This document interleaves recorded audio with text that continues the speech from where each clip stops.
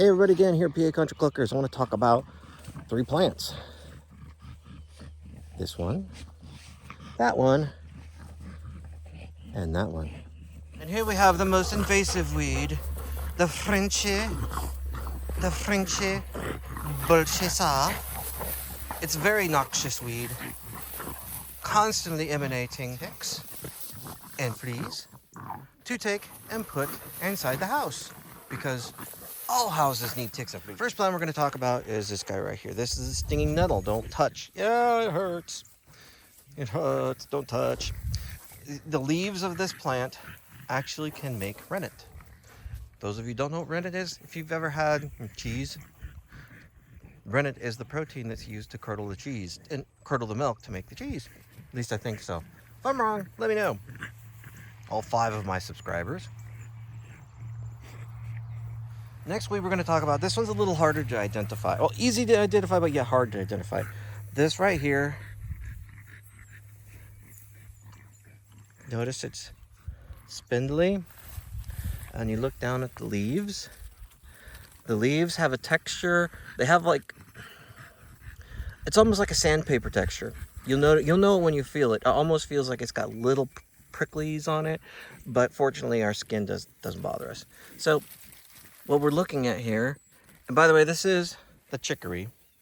You can tell it by its blue flowers, spindly, and its leaves like so.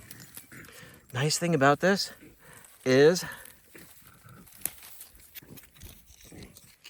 completely, totally edible. In fact, I'll show a picture, but I think about 2-3 weeks ago, I came out here and did some foraging, found a nice little stack of these guys, made myself a nice little salad.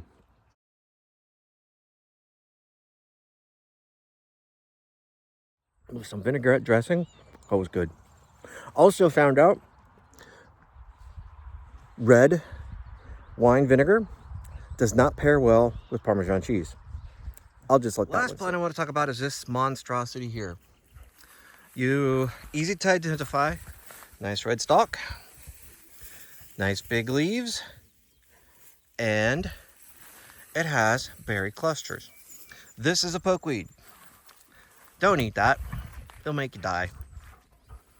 Not good to eat. Definitely. And as a bonus, we're going to take a look at, you see that red right there? That is another toxic plant. Don't eat that. Forgot what it's called. Don't eat it. But here you have, within 10 feet of each other, not edible, but usable, edible, deadly, within 10 feet. And you still hear the Frenchy trying to set down taproots.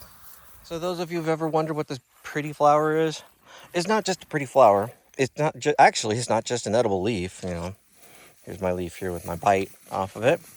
But you can actually take the root, which I'm not going to do because I want these to grow. But you could take the root of this,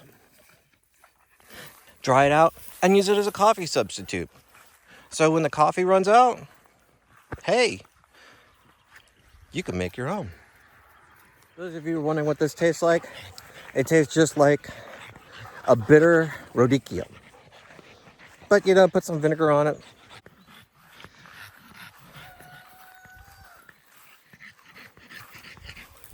Here we go. Right here is a nice spot of of these guys. If you notice, you can take a look all the way down there to the taproot, and you notice that it's one plant. And here's another one coming off right here, coming off of that same root. Look at all these delicious leaves. Yum-y. All those pretty, pretty blue flowers. They're so pretty.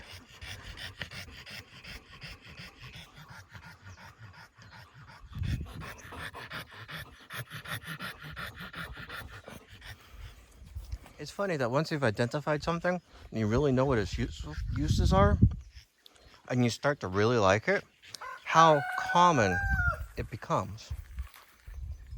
At least in the case of these guys right here. I mean, I'm just walking, and everywhere I walk. Look, there's another one over there by the chicken. She passed right in front of it, or behind it. Something's coming for me.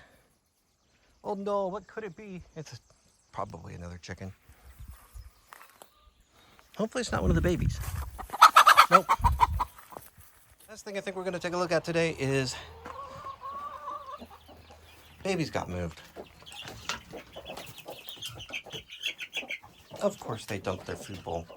That's what they do.